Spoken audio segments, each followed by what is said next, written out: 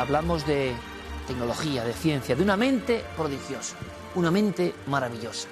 Esto que están viendo, este artilugio, este chisme, esta especie de construcción mecánico julio-vernesca, es el cinematógrafo de un hombre, de un cura, llamado Mariano Díaz Tobar. Y su historia es tan increíble, tan fascinante, que aquí vamos a rendirle sentido homenaje y al mismo tiempo investigación. Ustedes ya saben que reivindicar, redescubrir, exhumar a los genios españoles, tantas veces incomprendidos y olvidados, es una auténtica misión. Lo seguimos haciendo, pero por favor, no pierdan un segundo precisamente de esta película. ¿Cómo es posible que un cura, sin contacto real con todo lo que se estaba produciendo en Europa y Estados Unidos, inventase algo que hizo exclamar de admiración a los verdaderos pioneros del cine como los Lumière? Pero no solo eso. El cura que inventó el cine, que era español, de alguna forma podemos decirlo también, grandilocuente, bueno, vean el reportaje y analicen, hizo otras muchas cosas. Cuando una mente es prodigiosa, cuando los rudimentos y tuercas y engranajes que tienen las neuronas son distintas, pasan cosas increíbles. Este mismo cura, en un lugar recóndito, intentó idear una máquina de escribir por la que se interesó la marca Olivetti, que trasladaba de la voz a las teclas y al papel, las órdenes, y se convertía en una especie de casi proto-internet o proto-dictado electrónico. Inventó el lenguaje con la idea de que fuera universal para científicos y pensadores, en fin. Pues eso, una solitaria mente maravillosa, tan solitaria que, como ocurre en nuestro querido país, tan injusto con los genios, se quedó ahí. Ahora algunos investigadores han intentado reivindicar su nombre. Se han recopilado algunos de sus artilugios e instrumentos. Y aquí en Cuarto Milenio no podemos sino rendirnos ante la magia, la genialidad del cura que quizá, antes que nadie, imaginó el cine.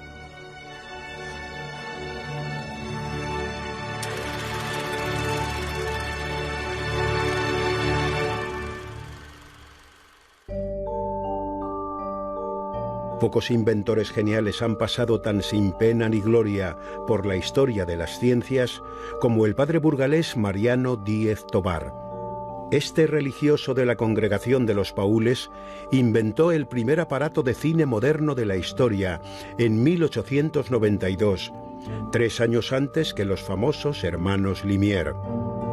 Además, nos legó otros inventos tan proféticos como los que describía Julio Verne. El nacimiento de nuestro personaje tan ilustre de esta villa, de Mariano Díaz Tobar, fue el 22 de mayo de 1868. Nació aquí, en la localidad de Tardajos, en la calle La Varga. Fue un hijo de una familia humilde, sus padres eran labradores, una infancia inquieta y una infancia siempre llena de inquietudes, de un cerebro superior al de los compañeros de su edad.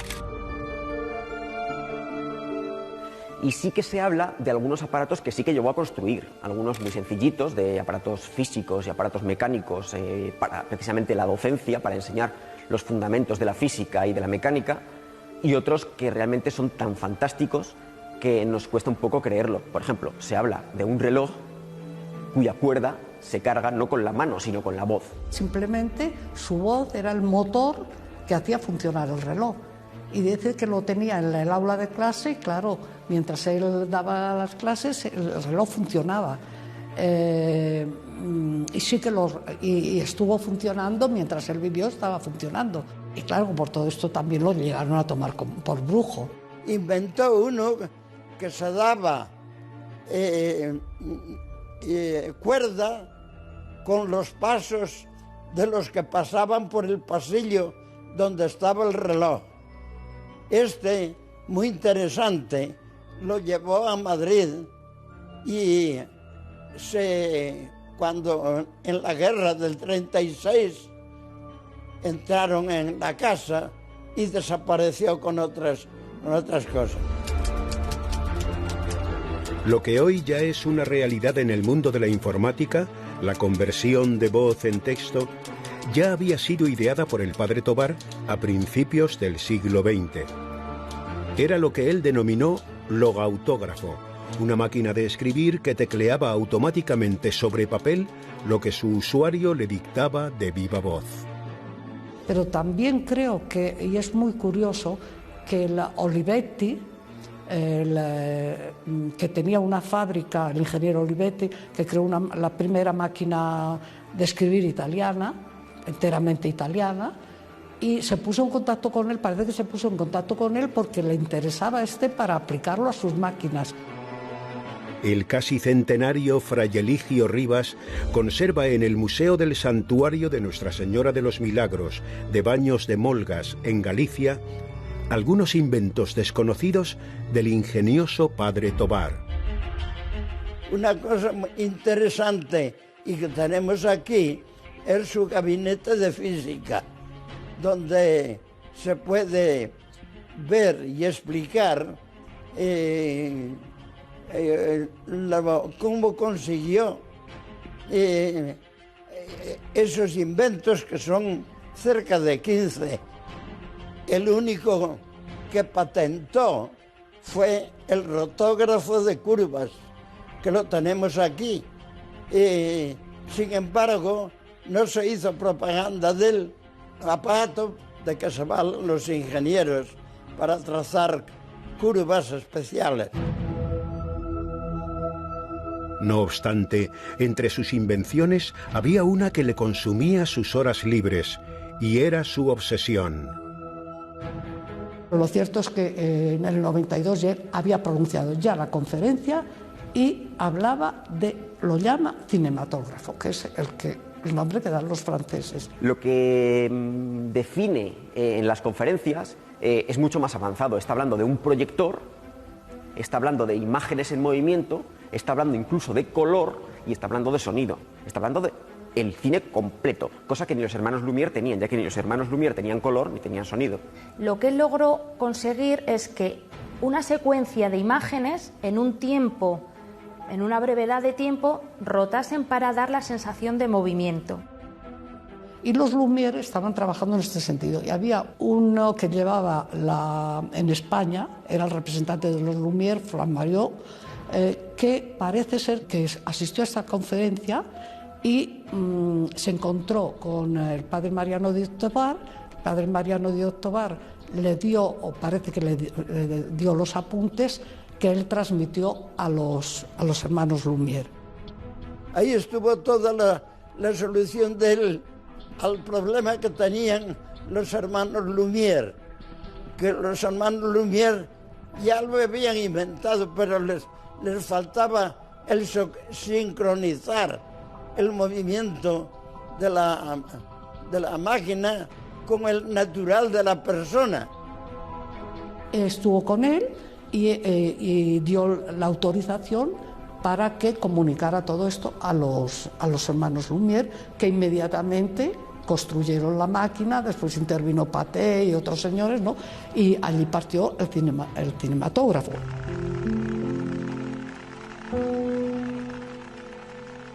Realmente no es que se robe una idea. Ellos tenían conocimiento de que él había desarrollado algo y los Lumière, por otro lado, ya iban desarrollando y seguramente tenían prácticamente terminado su cinematógrafo.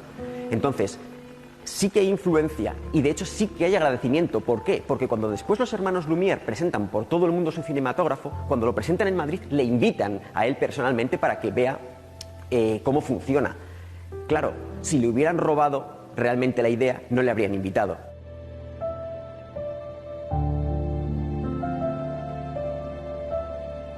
Pero esto está con la cinta.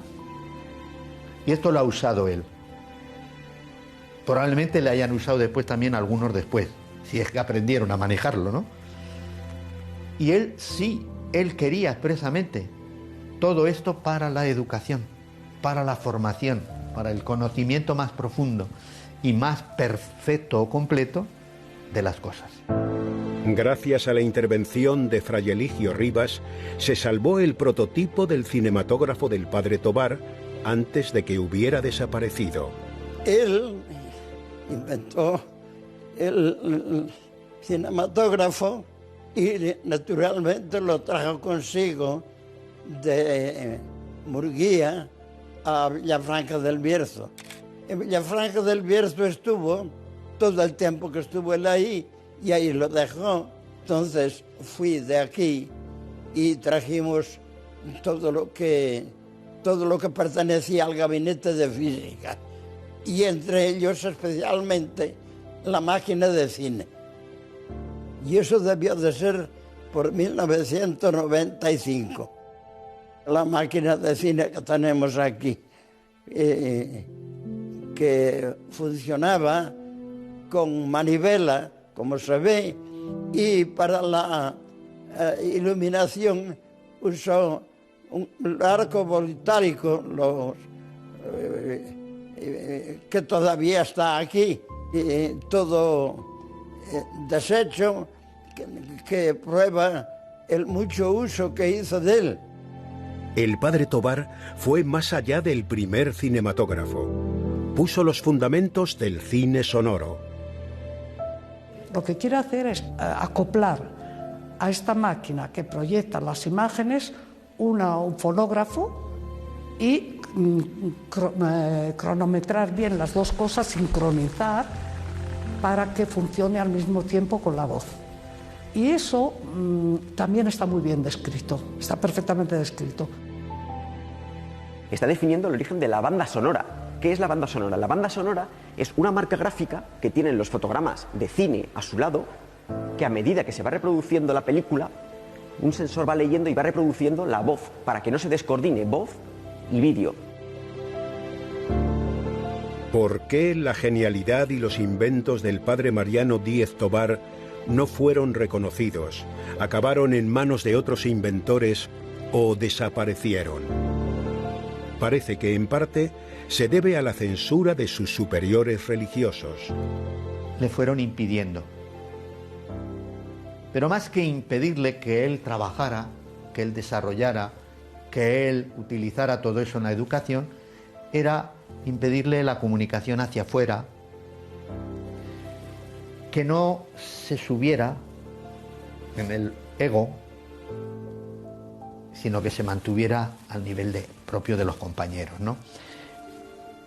Envidias, seguro, y parece ser que las tuvo y grandes. En sus últimos años de vida, toda su biblioteca se pierde. ¿Cómo que se pierde? Él tiene que irse a Madrid, donde muere, y su biblioteca se queda en Villafranca del Bierzo. Debió ser una gran colección de papeles, manuscritos, que no se sabía muy bien la validez que tenían, y claro, eso ocupaba muchísimo espacio, y seguramente no sabiendo muy bien qué hacer con ellos, pues gran parte se perdiera. Y si otros alimentaban rencillas o envidias porque era estimado, era apreciado por profesores, etcétera, por las gentes, por los alumnos, pues no me extraña lo que dice el padre, que cuando él salió de Villafranca, un cajón entero de apuntes lo debieron de quemar y lo debieron de repartir entre alumnos, etcétera. El padre Díez murió el 25 de julio de 1926 en Madrid. Llevaba ya unos años enfermo, había estado en su última visita en Oviedo, dando clases a las hermanas de la Caridad, haciendo alguna especie de retiro espiritual. Llevaba años ya enfermo, tuvo unas fiebres muy altas, ya le destinaron a Madrid y a los pocos días falleció. Impedido por sus superiores para desarrollar y poner en práctica la mayoría de sus inventos, quizá el padre Tobar se sintió obligado a donar sus geniales ideas con la intención de que la humanidad pudiera disfrutar de ellas. Su gran capacidad inventiva quedó sepultada por injustas envidias y reglamentos anticuados. Es seguro que de haber nacido en otro entorno y en otra época, este científico religioso hubiera ocupado el lugar que le correspondería en la historia de la ciencia.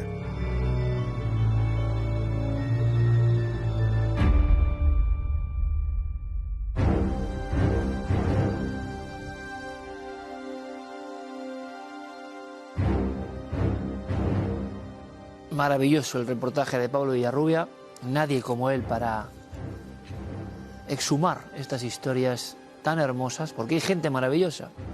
Uno podrá estar más de acuerdo, menos, el detalle, la técnica, pero lo que no nos cabe duda a estas alturas es que hay gente maravillosa, gente especial, gente diferente y que es diferente, que lo tiene muy difícil por ser diferente, pero que nos lega un entusiasmo, nos lega algo que está producido con el sentimiento loable de servir a la humanidad. El padre Tobar dejó muy claro que quería que esto fuese instrumento para el aprendizaje de los alumnos.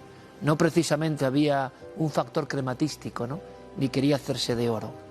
En un pueblo pequeño nació, en un lugar pequeño y recóndito y de alguna forma casi clausurado por la propia lógica del ámbito religioso, se desarrolló una mente maravillosa, como decía aquella película, ¿no? ¿Qué pasa? Que las películas las tenemos siempre de Estados Unidos o de España no. Pero ahí dejamos, para todo el mundo, esta reivindicación del padre Tobar, Mariano Díez Tobar, que nos ha dejado sin palabras. No lo ha dejado sin palabras a David Hernández, ya lo han visto, historiador, arqueólogo, editor. ¿Por qué? Porque él es uno, imagino, de los subyugados y fascinados, no solo con este padre, sino con otros muchos personajes que hemos ido recuperando. Le agradezco mucho su ayuda, David. Bienvenido, amigo. Hola, buenas noches, ¿qué tal? ¿Qué te parece? Yo me quedo sin palabras porque esa es la sensación de contracorriente, de que el ser solitario no se amolda a esa envidia, esa escena que nos contaban personas que han vivido ahí, que tiraron los apuntes, los quemaban, desaparecía la biblioteca, desaparecían los inventos. Hay algo en estas mentes que es distinto, hay que decirlo. Sí, bueno, desde luego. El padre Tobar era un genio, pero a todos los sentidos. No solo en física y en inventos como el cinematógrafo del que estamos hablando hoy, sino que también fue el que promovió el gabinete de biología que ahora mismo es el Museo de Historia Natural de Villafranca del Bierzo, su colección, que además está muy mutilada porque se perdieron muchos de los especímenes. Era un genio en todos los sentidos, como suele pasar. Suele pasar, ¿verdad? Sí, siempre que... Tienes el libro de Made in Spain de Alejandro Polanco, sí, que tú eres personaje fundamental en la generación de todas estas investigaciones. Estos genios suelen ser leonardos, para que entendernos, ¿no? Claro. Se les da bien todo. Claro, este tipo de genios son gente muy inquieta, y la gente que tiene inquietudes pues no se centra en un solo ámbito, sino que va tocando todas las ramas porque unas le llevan a otras. No se puede ser físico sin pasar por la biología, sin pasar por la química, sin pasar por incluso la música, las matemáticas. Todo les interesa. Es un conocimiento global el que se tiene, y todo al final es para buscar respuestas a cosas que ellos ven, que intuyen y que no pueden explicar porque nadie las ha explicado antes. David, ¿cómo es posible que se empiece a hablar del padre Tobar realmente a nivel popular hace apenas 5 años, 4 años, 5 años, a partir de esta noche, como pasó con Guastavino, como pasó con Mónico Sánchez, como pasó con Jerónimo de Allanz, como pasó con tantos y tantos que hemos ido desgranando aquí, se van a convertir en personajes más populares, y nada me proporciona más orgullo, ¿no?, que la televisión sirva para esto. Pero ¿cómo es posible que no supiéramos nada? Qué injustos somos, ¿no? El entorno más cercano no es que promocionara todo esto, parece que se lo ponía más difícil, ¿no?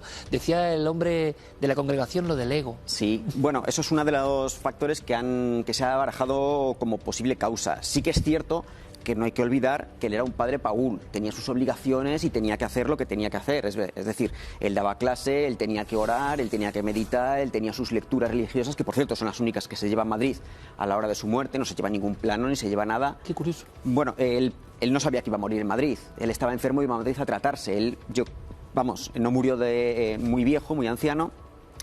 Él pensaría que se iba a recuperar, iba a volver, iba a poder seguir dando clase. En ningún momento debió contemplar que pudiera morir allí.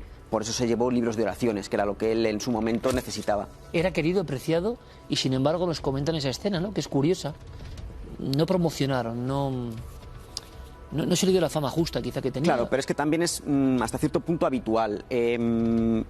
Cuando se tiene a alguien que es un genio, pasa con Tesla, pasa con muchas otras mentes prodigiosas, a su muerte es muy difícil entender sus sus libros, sus escritos, no se sabe lo que se tiene. En aquella congregación en la que se explicaban las 4 reglas para un poco... Era un cura rural, de un pueblo de León, Villafranca del Bierzo. No eran grandes conocimientos de astrofísica lo que se daban allí.